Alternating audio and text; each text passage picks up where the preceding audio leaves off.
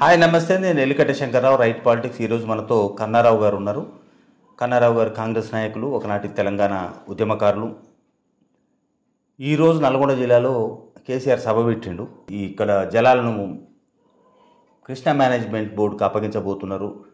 ఇది కేంద్రం ఆధీనంలోకి పోతున్నది, దీనిని రక్షిస్తా అని పెట్టిండు. అసలు దాని మీద వాస్తవాలు ఏమిటి? నిన్న కూడా అసెంబ్లీలో చర్చ జరిగింది, అదంతా మనం విన్నాం. ఒకసారి కన్నారావు గారితో మాట్లాడదాం. అట్లాగే నల్గొండ జిల్లాలో ఈరోజు సభ ఎట్లా జరిగింది, దాని వెనక మతలబ్ ఏమిటి, కథాకామాంశం ఏమిటి, అనేక విషయాలను మనం చర్చించుకుందాం. అన్న నమస్తే. నమస్తే అన్న. సభ ఎట్లయింది? మంచిగా అయింది అన్న?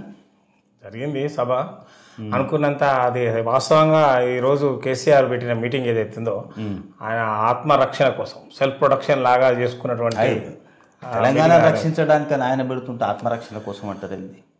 వాస్తవంగా కృష్ణానదీ జలాల గురించి మాట్లాడాల్సి ఉన్నప్పుడు అసెంబ్లీలో ప్రధాన ప్రతిపక్ష నాయకునిగా ఉండి అసెంబ్లీలో ఆయన కనుక మాట్లాడి ఉండుంటే తెలంగాణ ప్రజలు కూడా హర్షించేటోళ్ళు. ఆయనకు ఇరగబడ్డం అదే ఒక వంక చెప్పుకొని ఈరోజు నల్గొండకు వచ్చి అయితే మాత్రం మాట్లాడటం మాత్రం ఇది చాలా ఎబ్బెట్టుగా అవపడుతుంది. ముఖ్యంగా కృష్ణానదీ జలాలలో తెలంగాణ వాటా ఎంత అని చెప్పి కేసీఆర్ గారు ఉద్యమ సమయం నుంచి ఇప్పటి వరకు కూడా ప్రతిసారి ప్రశ్నించడమే తప్ప సాధించింది అయితే లేదు. ముఖ్యంగా బ్రిజేష్ కుమార్ ట్రిబ్యునల్ కన్నా ముందు ఆ రోజు బచావత్ ట్రిబ్యునల్ అవార్డు ప్రకారం ఉమ్మడి ఆంధ్రప్రదేశ్ రాష్ట్రంలో 811 టీఎంసీల నీళ్లు ఉమ్మడి ఆంధ్రప్రదేశ్ కేటాయించారు. అలా 11 టీఎంసీలను ఎన్టీ రామారావు గారు తెలుగు కళామ తల్లికి నేను రుణపడి ఉన్నా అని చెప్పి మద్రాసుకు దానం చేయడం జరిగింది. తెలుగు గంగ కాళ్ళ ద్వారా తీసుకోవడం జరిగింది. పోతే 800 టీఎంసీలు ఉండే ఉమ్మడి రాష్ట్రంలో. ఈ 800 టీఎంసీలలో నికర జలాలు సాగునీటి పారుదల దృష్ట్యా అయినా వెనుకబడ్డ ప్రాంతాల పరిస్థితి చూసినా, ఏ విధంగా చూసినా కూడా తెలంగాణకు 550 టీఎంసీలు రావాలని కేసీఆర్ ఉద్యమ సమయం నుంచి నేటి వరకు చెప్పుకుంటూ వచ్చిండు. కానీ తెలంగాణ ఏర్పడే ముందు ఇదే విషయం విద్యాసాగర్ రావు గారు, జలరంగ నిపుణుడు, ఆయన ఎన్నో సందర్భాలలో చెప్పాడు. నీళ్లు నిజాలనే పుస్తకంలో కూడా చెప్పడం జరిగింది. అప్పుడు కూడా కేసీఆర్ గారు ఏం చెప్పారంటే, మొదలైతే తెలంగాణ కానీ తర్వాత చూసుకుందాం అది ఇదని ఏదో అప్పుడు బుకాయించారు. తెలంగాణ ఏర్పడ్డాక 10 సంవత్సరాలు టీఆర్ఎస్ అధికారంలో ఉండి కూడా తర్వాత ఏర్పడ్డ ట్రిబ్యునల్ ఏదైతుందో బ్రిజేష్ కుమార్ ట్రిబ్యునల్, ఆ బ్రిజేష్ కుమార్ ట్రిబ్యునల్ దగ్గర వీళ్ళ వాదన 299 టీఎంసీలకే ఒప్పుకొని వచ్చిండ్రు. ఇది సత్యం. 299 టీఎంసీల మనకు రావాల్సింది ఎంత? 550 టీఎంసీలు రావాలని అంతకుముందు ఉద్యమ సమయంలో కేసీఆర్ బ్రిజేష్ కుమార్ కమిటీ దీనికి మనకు ఒక నిబంధన ఏమిటంటే, రివర్ పరివాహక ప్రాంతం, నదీ పరివాహక ప్రాంతంని బట్టి ఆ రేషియోలో ఏ భూభాగంలో ఎక్కువ నది ప్రవహిస్తే దాని ప్రకారం మనకు 550 టీఎంసీలు రావాలి. అదని వాదించింది కూడా కేసీఆర్, చెప్పింది కూడా కేసీఆర్. కానీ 299కి ఎందుకు కాంప్రమైజ్? 10 సంవత్సరాల అధికారం నుండి వెలగబెట్టకుండా ఈ రోజు వచ్చి నల్గొండలో మీటింగ్ పెట్టి కాంగ్రెస్ వాళ్ళు ఒప్పుకున్నారని చెప్తే, లేదు నాయనానికి నిన్న ఉత్తమ్ కుమార్ గారు చాలా బ్రహ్మాండంగా పవర్ పాయింట్ ప్రజెంటేషన్ చాలా బ్రహ్మాండంగా అసెంబ్లీలో చాలా బ్రహ్మాండంగా అద్భుతంగా చెప్పడం జరిగింది. అందరూ చూసిరు, కథలు కూడా చూసారు తెలంగాణ ప్రజలు. ముఖ్యంగా నల్గొండ జిల్లా ఏ కృష్ణా నది పరివాహక ప్రాంతాల్లో ఉన్న జిల్లాల ప్రజలైతే నిన్నటి ఉత్తమ్ కుమార్ రెడ్డి గారి అసెంబ్లీ పవర్ పాయింట్ ప్రజెంటేషన్ చక్కగా తిలకించి ఇన్ఫర్మేటివ్. అయితే అసెంబ్లీలో ఉండి చెప్పాల్సింది పోయి అసెంబ్లీని బైకాట్ చేసి ప్రధాన ప్రతిపక్షాన్ని ఇంతవరకు అసెంబ్లీకి పోలేదు మాజీ ముఖ్యమంత్రి గారు కేసీఆర్ గారు. ఇవాళ వచ్చి కృష్ణా జిల్లాల గురించి నల్గొండ ప్రజలకు చెప్తే నల్గొండ ప్రజలంత అమాయకులు ఏం కాదు, సరైన గుణపాఠం చెప్పిర్రు. మన ఎన్నికలప్పుడు జరిగిన విషయం అందరికీ తెలిసిన విషయం కదా. ఇవాళ కూడా ఆయన 12 సీట్లకు 11 సీట్లు ఓడగొట్టిండు. ఒకటేదో సావుదప్పి కన్నులోట పోయినట్టు ఒక సీట్ వచ్చి ఇప్పుడు ఈయన వచ్చి మళ్ళీ నేను తెలంగాణకు మళ్ళీ కృష్ణా నదీ జలాలు ఈ మళ్ళీ కొత్త అంటే ఇప్పుడు అవసరం ఉన్నప్పుడల్లా నీళ్ళల్లో నింపి ఆయన ఆపదలో ఉన్నప్పుడు, అధికారం కోల్పోయినప్పుడు అధికారంలోకి వచ్చేటందుకు కోసం కృష్ణా జలాలను వాడుకుంటాడన్న సంగతి తెలంగాణ ప్రజలకు పర్ఫెక్ట్ గా తెలుసు. ఎందుకంటే మీరు ఉద్యమకారులు ప్రతి మీటింగ్ లో కృష్ణా జలాల గురించే మాట్లాడారు కేసీఆర్ గారు. కానీ అధికారంలోకి వచ్చిన తర్వాత దాన్ని పట్టించు దక్షిణ తెలంగాణ ఎడారి చేశారు. ఇప్పుడు 550 టీఎంసీలు మన న్యాయమైన వాటా ఉన్నప్పుడు 299 టీఎంసీలకు ఎందుకు కాంప్రమైజ్ అండి? దీని వెనక ఏమి రాజకీయాలు? వాస్తవంగా ఏంటంటే ఆ రోజు పోయిండు ఈయన, అక్కడికి రాయలసీమ పోయిండు, కేసీఆర్ గారు అక్కడ పోయిన వాళ్ళతో మాట్లాడిండ్రు. అన్ని మనకు వీడియో క్లిప్పింగ్స్ ద్వారా చూస్తూనే ఉన్నాం. అన్ని జరిగిన విషయం ఇదంతా వాస్తవమే. తర్వాత జగన్ కూడా సరే రాజకీయ ఒప్పందాలు, చీకటి ఒప్పందాలు, లోపల లోపాయికార రాజకీయాలలో దిట్ట కదా. ఇచ్చిపుచ్చుకోవడం వల్ల జరిగినటువంటి అదే అనుకోవాలి తప్ప వేరేదేం లేదు. రాజకీయ ప్రయోజనాల కోసమే, పార్టీ ప్రయోజనాల కోసము తెలంగాణ పణంగా పెట్టారు. 299 టీఎంసీలకు దాదాపు 200. తెలంగాణలో దక్షిణ తెలంగాణ ప్రాంతం ఇవాళ ఇంతవరకు కృష్ణా నది మీద ఆ రోజు కాంగ్రెస్ పార్టీ పెట్టినటువంటి ఎస్ఎల్బిసి ఏదైతుందో కొద్ది అమౌంట్తోని అయిపోయేది. ఈ పాటికి కృష్ణా జిల్లాలో బ్రహ్మాండం వచ్చు. ఈయన ఏమంటే ఇప్పుడు ఫ్లోరైడ్ జిల్లాలను మనం దాపించడం మన ఏంది మిషన్ భగీరథ ద్వారా వచ్చినాయని చెప్తారు. మిషన్ భగీరథ అనేది ఎక్కడ కూడా ఈయన కొత్తగా పైపులు వేసి కట్టింది లేదు, పాత ట్యాంకులకు కలర్ లేషన్ అనేది తెలుసు. ఒకటేందంటే ఈయన ఎక్కడి నుంచి నీళ్లు తెచ్చిచ్చిండు జనాలకు? అవే నీళ్లు అంతకుముందున పానగల్ ఎస్ఎల్బిసి కేసీఆర్ 10 ఏళ్ల పాలనలో కొత్తగా నల్గొండ జిల్లాకు వచ్చిన నీళ్ళు ఏమిటి? ఏమీ లేవు. ఈయన కట్టిన ప్రాజెక్టులు ఏమిటి? ఒక్కటి కూడా కృష్ణా నది మీద ప్రాజెక్టులు కట్టింది లేదు. వీటి మీద కూడా ఆ రోజు ఆయన స్పందించలే. ఆ రోజు కూడా కేవలం తెలంగాణ వస్తే చాలనే ఒక అంశాన్ని ముందర పెట్టిండు తప్ప నీళ్ళు విషయంలో మాత్రం కృష్ణానది జిల్లాల గురించి మేధావులందరూ మొత్తుకున్నారు. ఏదైనా బాగా పంపిణీ జరిగేటప్పుడు ఇప్పుడు నిజంగా ఈయనకు అర్హత ఉంది. ఇప్పుడు నల్గొండ జిల్లాకు నీళ్ళు ఇచ్చేటువంటి ఎస్ఎల్బిసి విషయంలో కాంగ్రెస్ వాళ్ళని తెచ్చాడు. ఈ సన్నాసులకు ఏమైనా ఆలోచన ఉందా? ఇది చేయలేదు అని 10 ఏళ్ళు ఉన్నాయి. ఆ సన్నాసులని ఈ సన్నాసి కలిసిండు తప్ప చేయలేదు. డిండి ప్రాజెక్టు విషయంలో కుర్చీ వేసుకొని కూర్చొని చేస్తాను. డిండి ప్రాజెక్టును పట్టుకోలేదు. చెర్లగూడెం ప్రాజెక్టు నిర్వాసితులకు ఇప్పటివరకు పరిహారం కూడా లేదు. అక్కడ బాధపడుతున్నారు. ఇక్కడ నెలికల్ అని మన సాగర్ ఉప ఎన్నిక ఆపదలో తీసుకుపోయిండు, కొబ్బరికాయ కొట్టొచ్చు. బ్రాహ్మణ వెల్లెంలో మొన్న తీసుకుపోయిండు, చిన్న మగ్గు నీళ్ళు మీద పోసుకొని వచ్చి. ఉదయ సముద్రం ప్రాజెక్ట్ అట్టనే ఉంది. ఏ ప్రాజెక్టు పూర్తి చేసిండు ఇక్కడ? వాస్తవంగా పాలమూరు రంగారెడ్డి కేసీఆర్ గారు చెప్పినప్పుడు ఆ రాజోలి బండ డైవర్షన్ స్కీమ్ విషయమైనా వీటి విషయంలో పులిచింతలు కట్టినప్పుడు కూడా ఎలాంటి స్పందన లేదు. ఏదంటే కేవలం రాజకీయ ప్రయోజనాల కోసమే కృష్ణానదిని వాడుకుంటాడు తప్ప వాస్తవంగా కృష్ణానది మీద చేయాల్సినటువంటి కార్యక్రమాలు చాలా ఉండే. అది పక్కకు పెట్టి ఎంతసేపు కాళేశ్వరం చెప్పి ఆ గోదావరి నది మీద పడి ఆ కాళేశ్వరం ఆ ప్రాజెక్టుల మీదనే పడ్డాడు తప్ప ఈ తెలంగాణలో దక్షిణ తెలంగాణ ఎడారైందన్నమాట వాస్తవం. ఈరోజు కృష్ణా నదిలో నీళ్లు లేకపోవడం, నీటి లభ్యత తక్కువ. పోతిరెడ్డిపాడు ఆ రోజు రాజశేఖర రెడ్డి గారు ఉన్నప్పుడు మనం అంతా మీ అందరం కూడా అప్పుడు టీఆర్ఎస్ పార్టీలో ఉన్నాం. మేమందరం గోల చేసినాం, పెద్ద ఎత్తున ధర్నాలు చేసినాం, అన్నీ చేసినాం. ఆ రోజు పోతిరెడ్డిపాడు నుంచి రాజశేఖర రెడ్డి 40,000 క్యూసెక్ల నీళ్లు తీసుకపోతే తెలంగాణ ఏర్పడిన తర్వాత ఈ జగన్ ప్రభుత్వం కేసీఆర్ గారు ప్రభుత్వం ఉన్నప్పుడే 90,000 క్యూసెక్లు నీళ్లు తీసుకుపోతున్నారంటే ఇక మనం ఎంత అచేతనంగా పరిపాలించింది 10 ఏళ్ళ. జగన్ కేసీఆర్ వచ్చి మాట్లాడుకున్నారు కదా, ఇది అండర్స్టాండింగ్ కుదిరింది కాబట్టి అనుకుంటారు కదా. అటువంటి అనుమానాలకు తాగున్నది ఈరోజు. ఎందుకంటే అంతకుముందు 40,000 క్యూసెక్ల నీళ్లు పోతే ఈరోజు 90,000 పోయినాయంటే ఇక అర్థమైంది. ఇప్పుడు జలాలకు, కృష్ణా జలాలకు నల్గొండ జిల్లా కోసం ఈయన తీసుకొచ్చింది లేదు, ఇక్కడ ప్రాజెక్టులు కట్టింది లేదు. కానీ ఇవాళ అన్యాయం జరుగుతుంది దక్షిణ తెలంగాణ జిల్లాలో, కానీ గగ్గోలు పెట్టేది కూడా ఆయన కేవలం రాజకీయ ప్రయోజనాల కోసం. ఇప్పుడు ఈ రివర్ మేనేజ్మెంట్ అంతా ఈ కృష్ణా రివర్ మేనేజ్మెంట్కి అప్పగిస్తారు. ఆ మేనేజ్మెంట్ బోర్డు కేంద్రం చేతిలో ఉంటుంది, మన చేతిలో పవర్ పోతుందని కేసీఆర్ అంటుంది. ఇది నిజమా? వాస్తవంగా కేఆర్ఎంబి అనేది కృష్ణా రివర్ మేనేజ్మెంట్ బోర్డు అనేది ఒకటి ఉన్నది. తీరా మనం ఎన్నికలప్పుడు కూడా చూసినాం. ఈ కేసీఆర్ గారు జగన్ గారు ఆడిన నాటకంలో రోజు రేపు తెల్లవారుజామున అన్నప్పుడు ఆంధ్ర పోలీసు వాళ్ళతో వచ్చి, ఆర్మూర్ పోలీసు వాళ్ళు వచ్చి సాగర్ డ్యామ్ హల్చల్ చేసి గేట్లు తెచ్చుకొని నీళ్లు తీసుకపోయారు. వాళ్ళు హడావుడి చేసి తీసుకపోయారు. ఇదంతా కేసీఆర్ కనుసన్నలనే జరిగింది. ఇప్పుడు దీన్ని క్రియేషన్ చేసి ఓట్ల లబ్ధి పొందాలనే రాజకీయ ప్రయోజనాల కోసమే నేను చెప్పేది. రాజకీయ ప్రయోజనాల కోసమే కృష్ణా నదిని కేసీఆర్ వాడుకున్నట్టుగా ఎవరు వాడుకోలే. ఇప్పుడు కూడా తెలంగాణ ప్రజలు కూడా వాడుకోలే. ఇప్పుడు కూడా వాడుకోలే. ఇప్పుడు ఈయన జిల్లాకు చేసింది లేదు, కొత్త గట్టింది లేదు, చేస్తాడని నమ్మకం లేదు. కానీ నేను చేస్తాను మీటింగ్ పెట్టింది. జనం అయితే బాగా వచ్చినట్టుంది. కదా జనం అంతా పెయిడ్ వర్కర్స్, అది కూడా ఆయన అక్కడికి తరలించుకోవచ్చు. ఎంతమంది వచ్చారు జనం? నాకు తెలిసి 4-5 వేల మంది కన్నా ఎక్కువ లేరు ఆ గ్రౌండ్ లో. వీళ్ళు కూడా అది నల్గొండ జిల్లా వాళ్ళది కారు. ఈ నల్గొండ స్థానికులు మెదకు, సిద్దిపేట నుంచి, వరంగల్ ఈ ప్రాంతాల నుంచి కొంతమంది వచ్చిందని మనం చూసిన అక్కడ ఉన్న వాళ్ళు చెప్పారు. ఇప్పుడు అక్కడ కేరింతలు కొట్టేటోళ్ళంతా మెదకు, వరంగల్ జిల్లాల నుంచి ఎక్కువ పెయిడ్ వర్కర్స్ పట్టుకొచ్చుకోవడం. ఇప్పటికిప్పుడు ఈ 2 నెలల్లోనే 60 రోజులలోనే ఏం చేయాలి చెప్పండి? ఆటలు కూడా పుట్టినాయి కదా అప్పుడే గుండెలు ఎండిపోతున్నాయి, గుండె రగిలిపోతున్నాయి అని. వాస్తవంగా ఈ ప్రభుత్వం వచ్చి 60 రోజులు కాలేదు. ఎందుకు ఇంత అది గుండెలు? ఇప్పుడు నల్గొండ గుండెలు రగిలిపోతున్నాయా?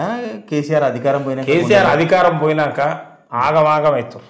వీళ్ళు ప్రధాన ప్రతిపక్ష పాత్రగా కేసీఆర్ గారు అంటారుగా ఈ రోజు బహిరంగ సభలు ఏమంటుండంటే వాళ్ళకి ఏం తెలియదు సన్నాసులు దద్దామని అంటుండు. సరే నీకు బ్రహ్మాండంగా తెలుసు కదా, నువ్వే ఉండి సజెషన్ చేయాలి కదా, మరి అసెంబ్లీలో పోయి చెప్పొచ్చు, చెప్పాలి కదా. తెలంగాణ కోసం నువ్వు తావునుంట తలకాయ పెట్టినా ఈ ఏ డైలాగులు 22 సంవత్సరాల నుంచి నువ్వు దేంట్లో తలకాయ పెట్టినావు అనేది ఇప్పుడు అవసరం లేదు. నువ్వు 10 ఏళ్ళు పాలించినవు, జనం చీత్కరించారు, ఇలా కాంగ్రెస్కి పట్టం కట్టారు, కాంగ్రెస్ వాళ్ళు పనిచేస్తున్నారు, నీవు అనుభవజ్ఞుని కాబట్టి ఏమైనా సలహాలు ఇవ్వచ్చు కదా. ఖచ్చితంగా ఇవ్వాలి కదా. తలకాయ ముచ్చట ఎందుకు, తలకాయ ఇవన్నీ ఏంటంటే కేవలం రేపటి పార్లమెంట్ ఎన్నికలను దృష్టిలో పెట్టుకొని బీజేపీతో లోపాయికారు ఒప్పందం చేసుకున్నాడని నేను అనుకుంటున్నా. ఆ ఒప్పందంలో భాగమే ఈ ఎన్నికల ప్రచారంలో తంతగానే ఈ నల్గొండ నుంచి ఒక చిన్న స్టార్ట్ చేసిండు. కృష్ణా జలాలలో ట్యాగ్ లైన్ తగిలిచ్చిండు. ఇప్పుడు ఎన్నికల సభగా భావించవచ్చా దీన్ని? ఖచ్చితంగా ఎన్నికల సభనే.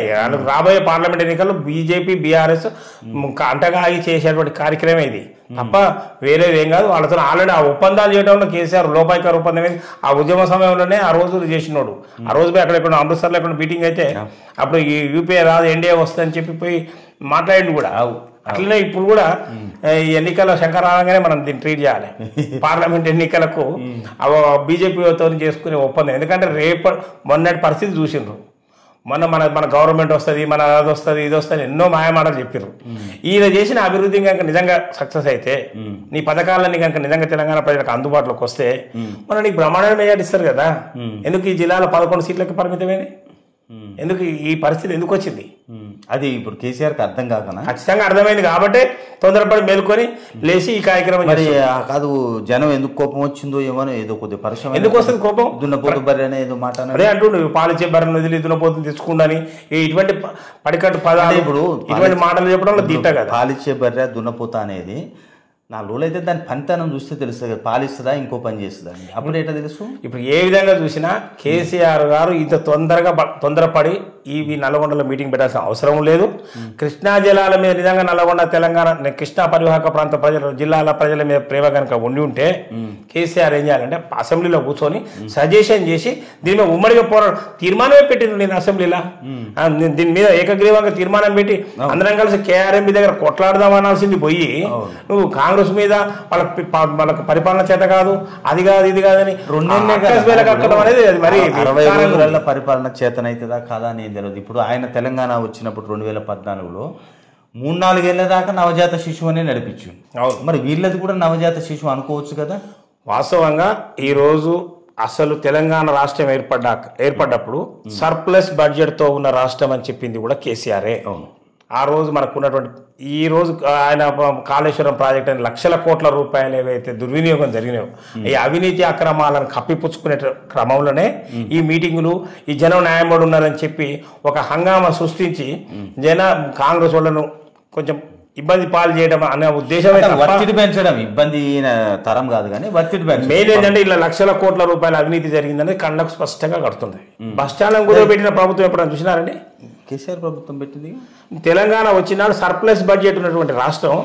మీకు ఇప్పుడు కేసీఆర్ గారు అలాంటి వాళ్ళు అంత పెద్ద ఉద్యమ నాయకుడు అని చెప్పుకునే నాయకుడు నల్గొండలో మీటింగ్ పెట్టి ఏమంటే మీకు రైతు బంధు పడ్డదా, మీకు జీతాలు పడ్డాయా అంటే మొత్తం దివాలా తీయించి రాష్ట్ర ఖజానానే ఖాళీ చేసి ఇవాళ నీకు 1వ తారీఖు నాడు జీతం పడదు అంటే కేసీఆర్ 5 ఏళ్ళు పరిపాలిస్తే కూడా 1వ తారీఖు నాడు జీతం పడలేదు. 15-20 తారీఖులకు పోయింది జీతం పడలేదు. జీతాలు ఉద్యోగులే కదా మనం ఒంగబెట్టి గుద్దింది.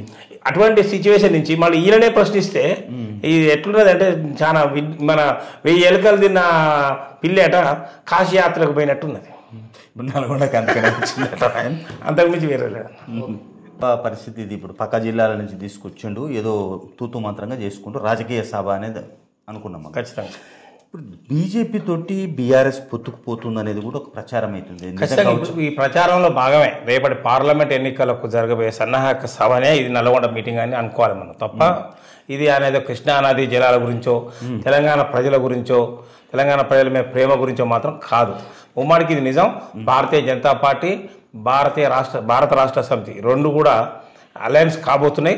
దానికోసం ఏర్పాటు చేసినటువంటి సన్నాహక సభ. ఎందుకు వాళ్ళు మొన్నటిదాకా కొట్లాడుకున్నారు, మన ఏదో కాంప్రమైజ్ అన్నారు. ఇప్పుడు విడివిడికి ఎవరు తల పోటీ చేస్తే గెలిచే ప్రసక్తి లేదు, గెలిచే ప్రశ్నే లేదు. మొత్తం 17 సీట్లలో ఒక్కటి ఎంఐఎం పోయినా కూడా ఎంఐఎం కూడా ఈసారి కొంచెం ఇబ్బందికరంగానే ఉంటుంది అనుకుంటా. బహుశా కాంగ్రెస్ ఈసారి స్వీప్ చేస్తుంది. మనం అనుకున్నట్టు ఖచ్చితంగా ఈ తెలంగాణలో ఇప్పుడు 1-2 సీట్లకే పరిమితం బీజేపీ అయినా బీఆర్ఎస్ అయినా.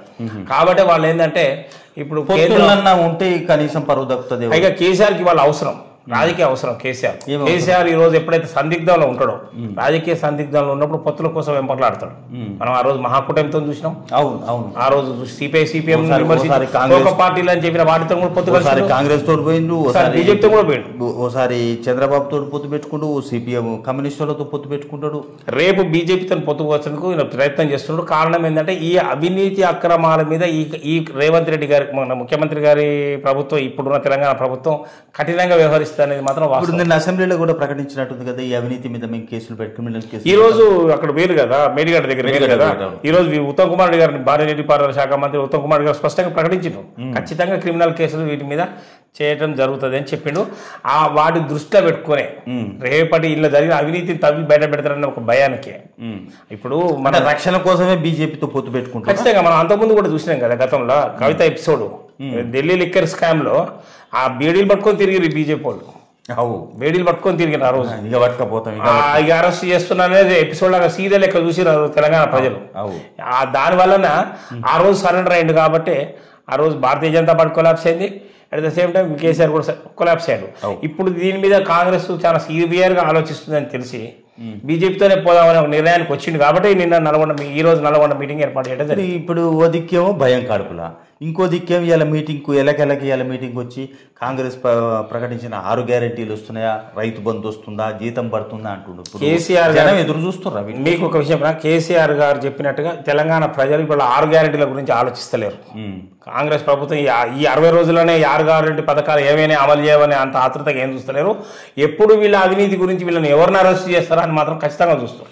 ఇప్పుడు తెలంగాణ ప్రజలు 6 గ్యారెంటీలు అంటే ఇప్పుడు ఆల్రెడీ కొన్ని అమలు చేస్తున్నారు, కొన్ని ఆల్రెడీ 2 స్కీమ్స్ ఇంప్లిమెంట్ అయినాయి, ఇంకా చేస్తారు.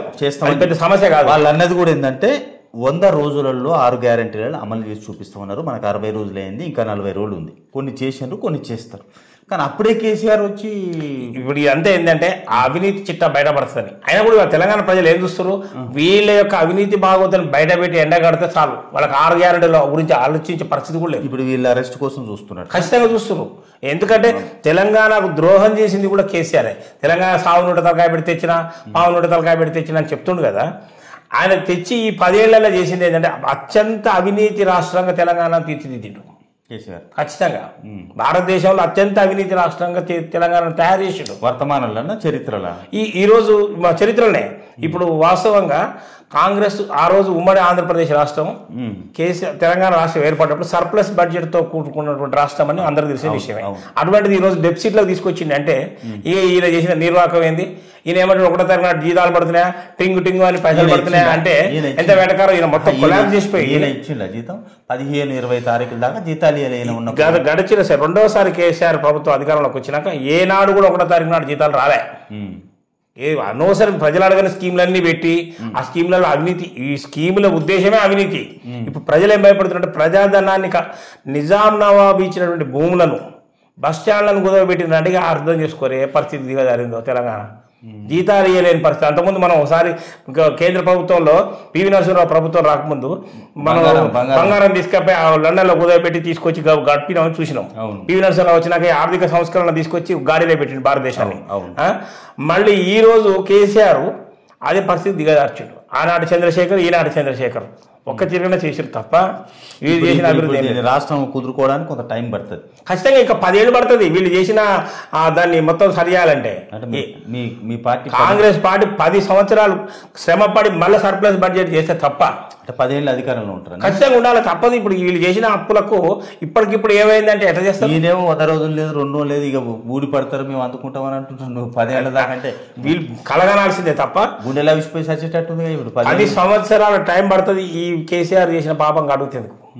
అంత చిన్న అవినీత, అసలు రూపాయి లేకుండా సర్ప్లస్ బడ్జెట్ డెఫిసిట్ లో తీసుకొచ్చి ఈ రోజు అసెంబ్లీలో ఈరోజు మన ఆంధ్ర రాష్ట్రంలో భారీ నీటిపారుదల శాఖ మంత్రి పెద్దిరెడ్డి రామచంద్రారెడ్డి మాట్లాడుకుంటే ఏమంటుండే, నిన్న ఉత్తమ్ కుమార్ రెడ్డి గారు మాట్లాడింది మేము విన్నాం తెలంగాణ అసెంబ్లీలో. మేము అభివృద్ధి సాధించినామని చెప్పుకుంటారు వాళ్ళు గర్వంగా. అంటే మనం ఎంత తప్పు చేసినట్టు అక్కడ కేసీఆర్ ప్రభుత్వం అదన్నా చూసి కనీసం సొయ్యి రావాలన్నా.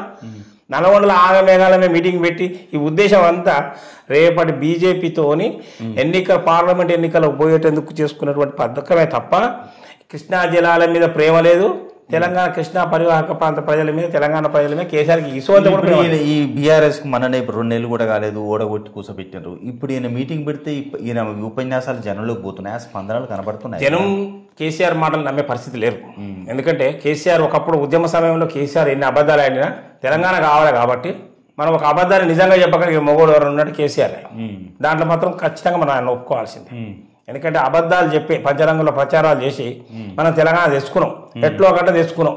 ఆయన అన్నాడు ఎట్లో ఒకట రాని తర్వాత చూసుకుందాం అన్నాడు. కానీ తెలంగాణ కానీ అనుకున్నారు, ఆయన ఓర్చుకున్నారు. కాంగ్రెస్ కూడా ఏమన్నది అంటే ఆ రోజు తెలంగాణ కోసం పార్టీ కూడా ఆంధ్రాలో పోతుందని తెలిసి కూడా త్యాగం చేసి ఇచ్చింది తెలంగాణ. అటువంటి తెలంగాణ ఇస్తే కేసీఆర్ నోటుకు వచ్చినట్టు వాళ్ళ కుటుంబ సభ్యులందరూ అసలు కాంగ్రెస్ పార్టీని వీళ్ళు కూడా అంత దిగజార్చినట్టుగా మాట్లాడాడు. ఇది కూడా ప్రజలు డైజెస్ట్ చేసుకోరు. తెలంగాణ ప్రజలు ఆత్మగౌరవంతో ఉన్న ప్రజలు ఈ అవినీతిని కూడా సహించరు. మన పరిపాలన సుపరిపాలన చేయాలని చూస్తారు. అంత నిజాం ప్రభుత్వంలో కూడా వాళ్ళు ప్రజారంజకంగా పరిపాలన చేశారు, కానీ ఇంత అవినీతిమయంగా ఎక్కడ లేదు. ఇది మనం ఖచ్చితంగా చూడాలి.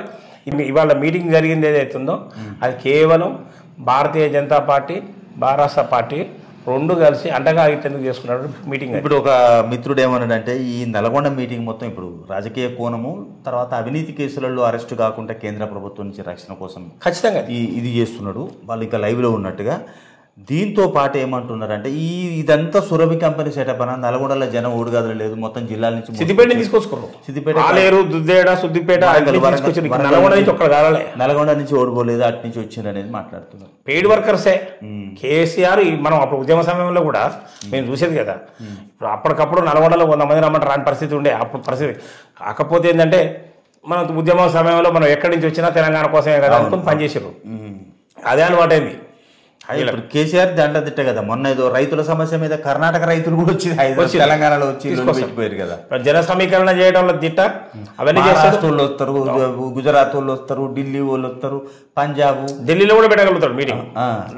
పైసలే కేసీఆర్ దగ్గర ఉన్న డబ్బులు. అత్యంత ధనికుడైనటువంటి రాజకీయ నాయకుడు ఎవరు ఉన్నట్టే భారతదేశంలో కేసీఆర్.